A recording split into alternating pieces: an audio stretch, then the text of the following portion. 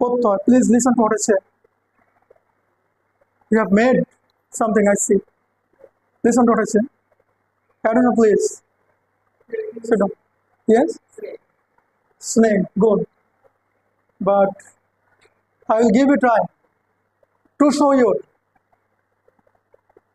hidden talent.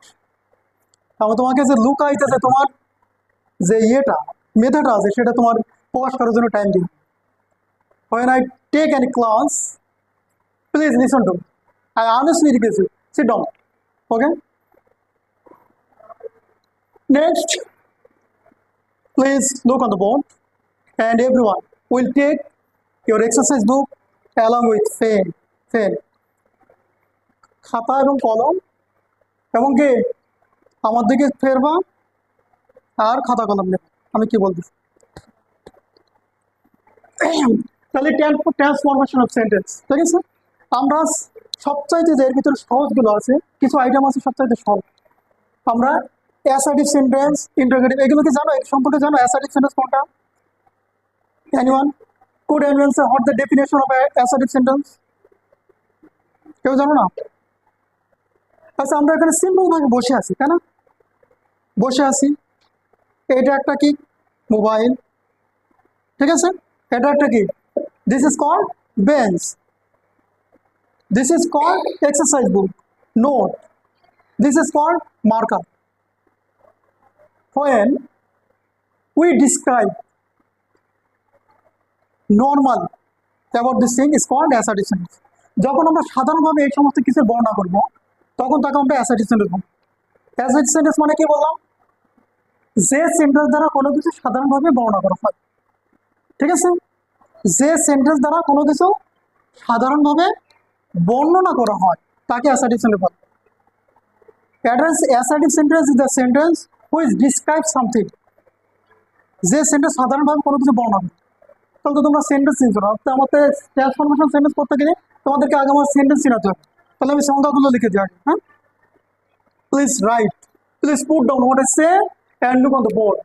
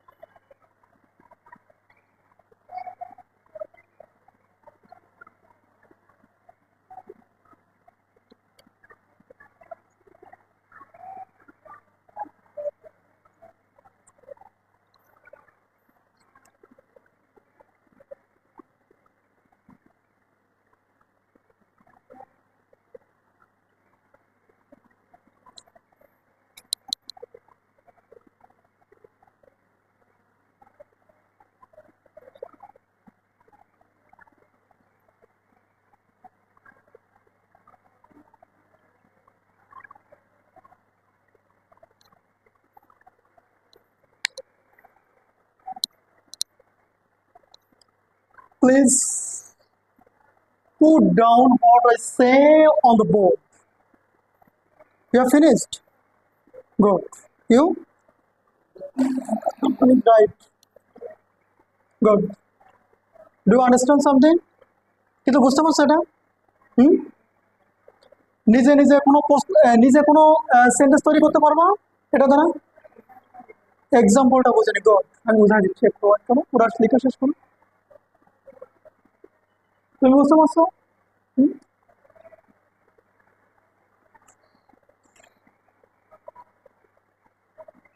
Finish? Good. তোমরা বুঝতে পারো নাকি এক্সাম্পলটা, তাই তো? আচ্ছা, আমরা দেখো সংজ্ঞাটায় কি লিখছি যে অ্যাসার্টিভ সেন্টেন্স। আমরা প্রথমে সেন্টেন্স কি জানি? সেন্টেন্স কি? কয়েকটা ওয়ার্ড মিলে যদি একটি মনের ভাব প্রকাশ করে তাকে আমরা সেন্টেন্স বলি, তাই না? কয়েকটা ওয়ার্ড বসবে, ঠিক আছে? কয়েকটা ওয়ার্ড, একটা দুইটা তিনটা চারটা, এইভাবে ওয়ার্ড। ওয়ার্ড কোনগুলো? I, we, he, she. তারপরে যে কোনো একটা ভাব দিতে হবে, মনের ভাব প্রকাশ করতে হবে, ঠিক আছে? এগুলো কিন্তু গুছানোভাবে বসতে হবে।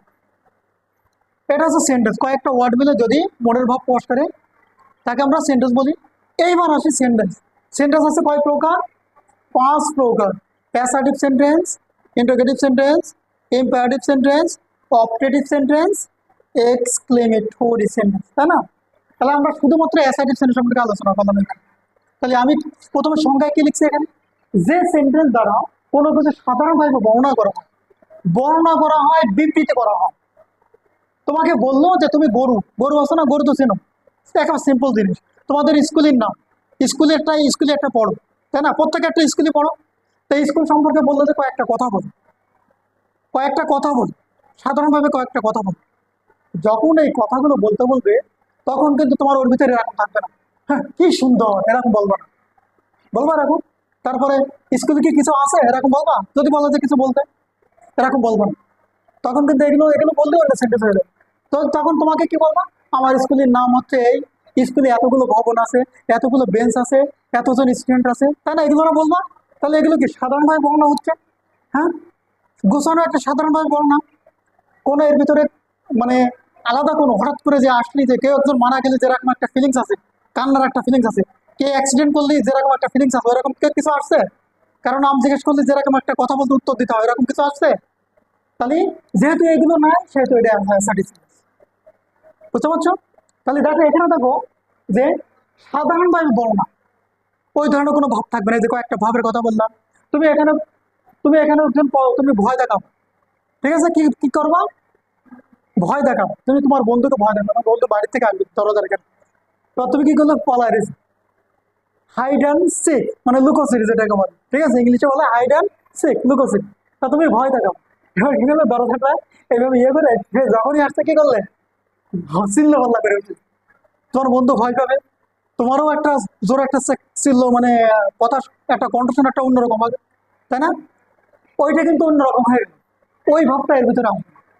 হ্যাঁ, তোমাকে বললো যে তোমার সম্পর্কে বলো, আমি যে তোমাদেরকে জিজ্ঞেস করলাম তোমার সম্পর্কে বলো, কি জিজ্ঞেস করছে না যে সে সামথিং অ্যাবাউট ইয়োরসেলফ, অন্তত তোমার সম্পর্কে কিছু বল। এটাও অ্যাসার্টিভ সেন্টেন্স, এটাও যে বর্ণনাটা দেবে এটাও অ্যাসার্টিভ সেন্টেন্স। তার মানে এই আমার চোখের সামনে যা কিছু আছে, যা কিছু দেখছিস, হ্যাঁ, এই সম্পর্কে যদি আমি সাধারণভাবে কোনো কথা বলি সেটাই কি হবে? Assertive sentence. ক্লিয়ার? হ্যাঁ ক্লিয়ার। কি জানো কি নামটা? প্রত্যয়। ইওর নেম ইজ জুমাই, তোমার নাম সাদমান, আর তোমার নাম কি বললাম? নাফিজা। মনে থাকতে হবে, তাছাড়া তো হবে না। বলো তোমার নাম? উৎস। এর নামটা ভুলে আছে বারবার। প্রত্যয়, উৎস, প্রত্যয়, জুবাইর, কি, সাদমান, নাফিজা। স্টুডেন্ট যে ক্লাসে ক্লাস আমার 100% সবার নাম মনে রাখতে হবে। আমার প্রত্যেকটা ক্লাসে স্টুডেন্ট যেগুলো আছে, হ্যাঁ হ্যাঁ আমি পারি, আমার প্রত্যেকটা স্টুডেন্টের নাম মনে আছে, রোল নম্বর দিয়ে রোল নাম্বারও মনে আছে বিষয়, ঠিক আছে? প্রায় 40 জন স্টুডেন্ট আমার মনে রাখতে ক্লাস। যাই হোক, পরে সেটা না। তাহলে আমরা কি শিখছি যে, তাহলে এবার নিজের একটা উদাহরণ দিতে পারবা, বলতে পারবা, একটা সেন্টেন্স গঠন করতে পারবা? অ্যাসার্টিভ সেন্টেন্সে কেউ ইংলিশে সেন্টেন্স গঠন করতে পারো না? বলো তো একটা অ্যাসার্টিভ সেন্টেন্স বলতে পারবে এইভাবে? কোনো কিছু থাকবে না, কোনো এই যে অ্যাসার্টিভ সেন্টেন্স বলো একটা, বসে বলো, বসে বলো। My school is very wonderful. সে বলছে যে আমার স্কুলটা খুব সুন্দর, my school is very wonderful. বলো তো ওরটা কারেক্ট কিনা? হুম, কোন দিক থেকে কারেক্ট না বলো তো? হ্যাঁ, তো সাধারণই তো বললো যে আমার স্কুলটা খুব সুন্দর, ভেরি ওয়ান্ডারফুল। তো এটা তো অবশ্যই ঠিক। তুমি বলবা? বলো, গুড, বলো, বসে বলো। না, যদি সে বলতো যে what a wonderful my school is, এটা কিন্তু অন্যরকম হয়ে যেত। এটা কিন্তু এক্সিলারেট সেন্টেন্সের ভিতরে চলে। কি সুন্দর আমার স্কুলটা, মাদ্রাসাটা, তখন কিন্তু কিন্তু মাই স্কুল ইজ ভেরি ওয়ান্ডারফুল, আমার স্কুলটা খুব সুন্দর, এটা কিন্তু এসআইডিবি পড়বে। তুমি এখন কি করতেছো বন্ধু? আমি লিখতেছি, তাহলে এটা একটা, আমি লিখতেছি, এটার সেন্টেন্স কি হবে বলো তো?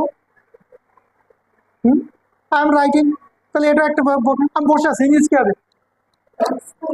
হ্যাঁ, I am sitting on the bench, এইটা, অথবা আই সিট, আমি বসে আছি অন দ্য বেঞ্চ, এটাও দিয়ে দিয়ে করা যাবে। তাহলে এগুলো তো অ্যাসার্টিভ সেন্টেন্স। এই যে পাইতেছো, তুমি যে খাতায় লিখতেছো তখন কি বলবা? I am the right one, শুধু আই এম রাইটিং এরা, এটা কিন্তু অ্যাসার্টিভ সেন্টেন্স। বুঝতে পারছো? এবার তুমি মনে করো এই দিক থেকে হেঁটে হেঁটে যাচ্ছ, কি হবে ইংলিশ?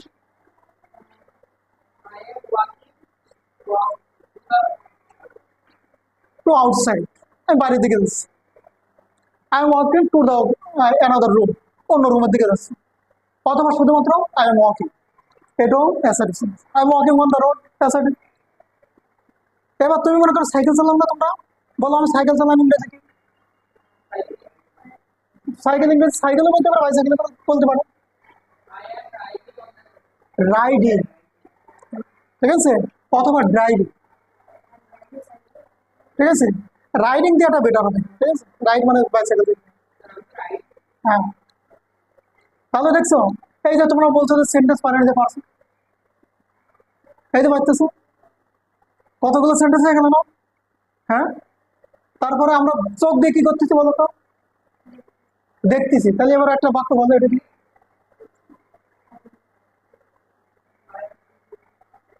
শুধুমাত্র সে আমাদের চোখ কান নাকের যে কাজগুলো, এগুলো আমরা প্রেজেন্ট কন্টিনিউয়াস টেন্সে করবো না, কারণ এগুলোর কাজ সবসময় বর্তমানে হয়।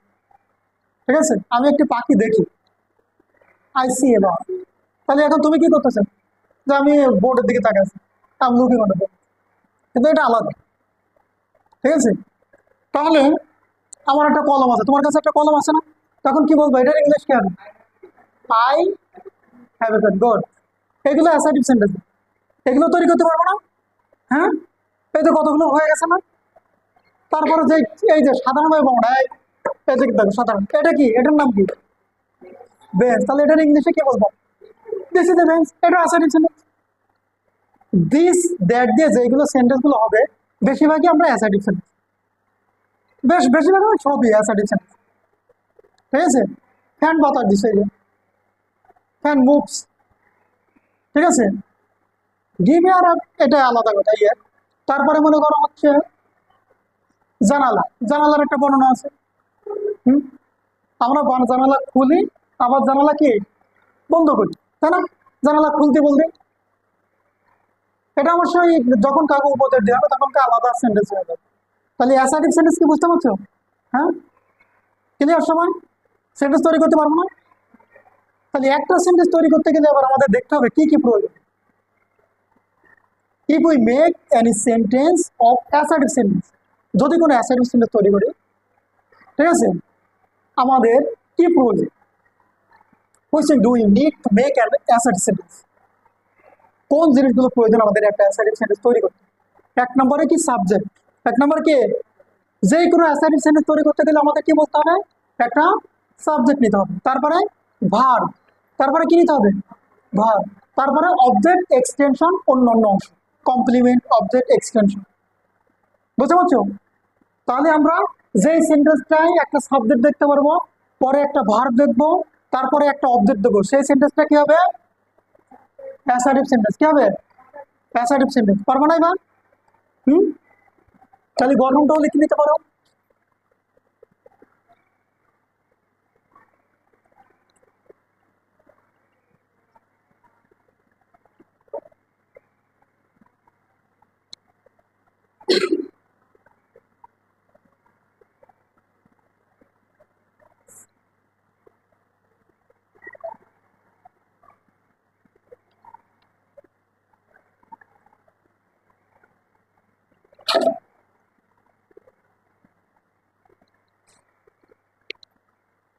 এটা হচ্ছে গঠন। এবার এইটা দিয়ে তোমরা কিছু সেন্টেন্স তৈরি করবা, মিনিমাম 10টা করে তৈরি করবা, ঠিক আছে বাসায়? এখন না, বাসায় করবা, ঠিক আছে? এরপর আমি অন্য একটা সেন্টেন্স তৈরি করি। হ্যাঁ, এটা বাসার কাছে। ইয়েস, পরীক্ষা চলতেছে। আচ্ছা, তাহলে এখন এখানে করো কয়েকটা, ঠিক আছে? এখন এখানে করো যতগুলো পারো। তাহলে এটা আমি মুছে দিলাম।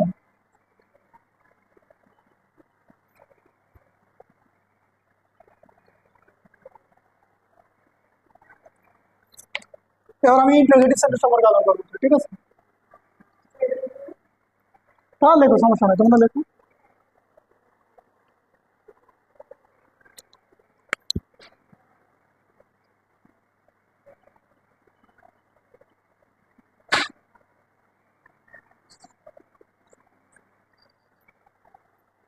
ইন্টারোগেটিভ সেন্টেন্স সেন্টেন্স দ্বারা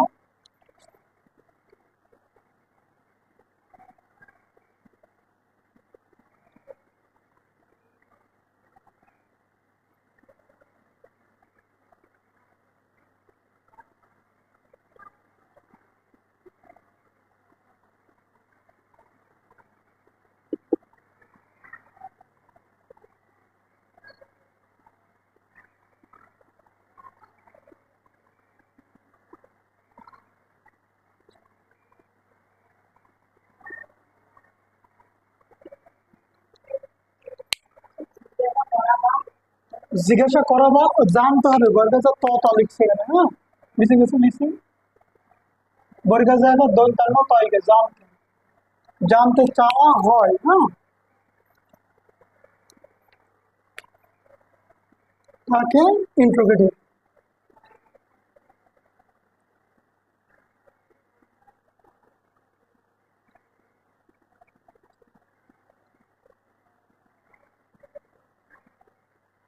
হাতে লেখা বুঝতে পারছো? বুঝতে পারছো হাতে লেখা? আমি কিন্তু এ থেকে জেড পর্যন্ত একটানে লিখতে পারি, এ থেকে জেড পর্যন্ত একবার কলম উঠাবো না, ঠিক আছে? সে পরে পরে পরে কোনো একদিন দেখাবো। হয়েছে এটা? আচ্ছা, তাহলে আমি এটা এগুলো মুছে দিয়ে পারবো, উদাহরণ দেবো।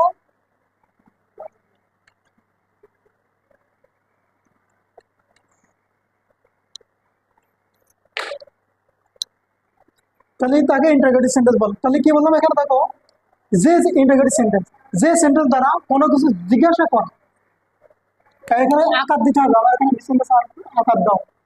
জিজ্ঞাসা করা বা জানতে চাওয়া হয়, তাকে ইন্টারোগেটিভ সেন্টেন্স বলে। হুম, কি? আচ্ছা, এইবার দেখো, জিজ্ঞাসা করা জানতে চাও, এটা তো বুঝো, হ্যাঁ? বলো তো, কেউ উদাহরণ দিতে পারবো বাংলায়? বাবা, এই যে গড হয়ে গেছে।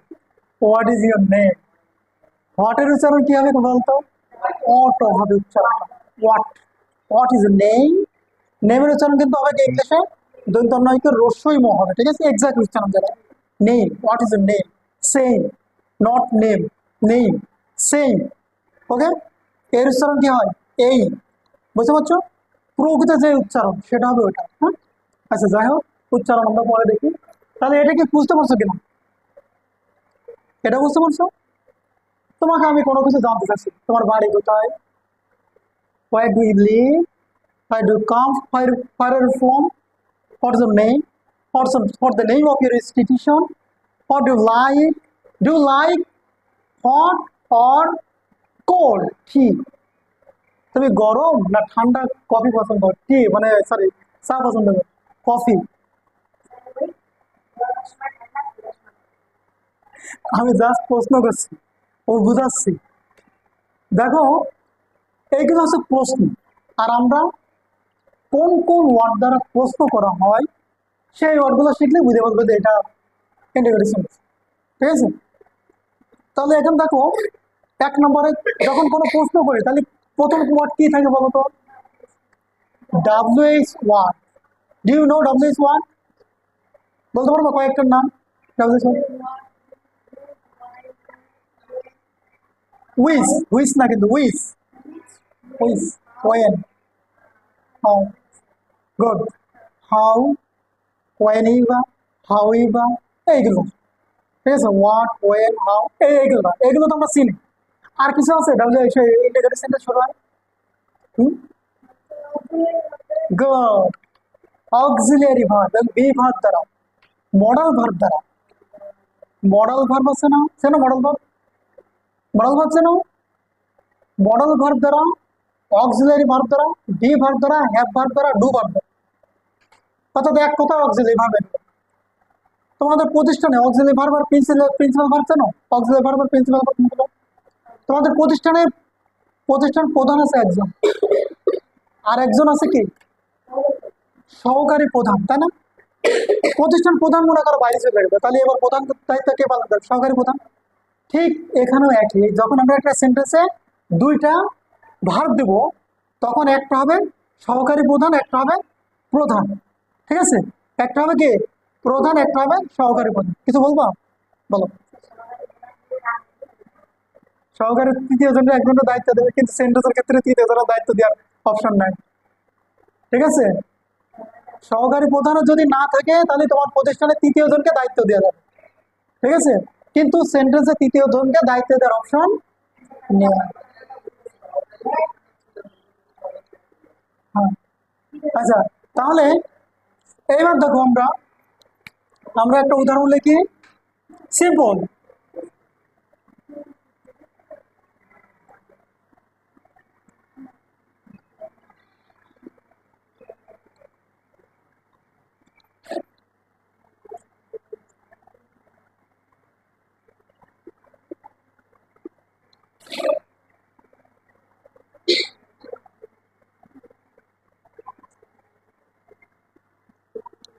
এই যে হোয়াটস ইউর ফেভারিট ফুড, ঠিক আছে? হোয়াটস ইউর ফেভারিট ফুড, তোমার প্রিয় খাবার কি?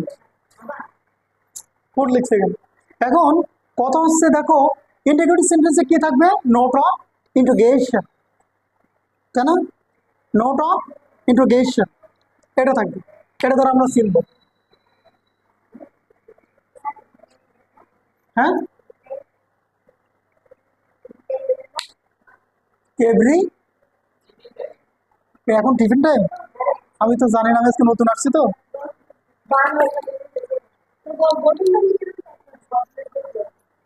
আচ্ছা, ওকে, আমি এখানে লিখলাম বি ভার্ব, ঠিক আছে? তোমরা একটু বুঝে নিও, বি ভার্ব লিখে দাও। B verb plus subject, subject plus PV মানে প্রিন্সিপাল ভার্ব, ঠিক আছে? অথবা অবজেক্ট, মানে এখানে দুই রকম, দুই তিনটা ঘটনা আছে, যে কারণে আমি দুইটার ভিতরে উদাহরণ দিলে বুঝতে পারবো এটা। Object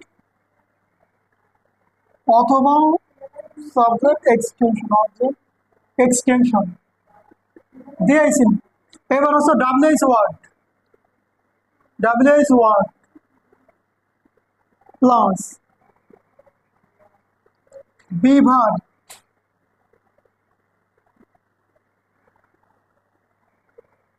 plus subject plus extension দিতে পারে, এখানে মূল ভার্ব বা প্রিভিউ থাকতে পারে, প্লাস অথবা এক্সটেনশনও থাকতে পারে। এখানে কিছু উদাহরণ দিলে হবে, মানে আজ 4-5টার গঠন এর ভিতরে দেওয়া হয়েছে, এই কারণে কেউ যদি ইয়ে করো তো বলবো যে স্যার আমাদেরকে অন্য অন্য, মানে এখানে কিন্তু 4-5টার গঠন আমি দুটোর ভিতরে শেষ করছি, ঠিক আছে? যে এই কারণে একটু ইয়ে মনে হবে বুঝতে, এখন উদাহরণ দিলে বুঝতে পারবে।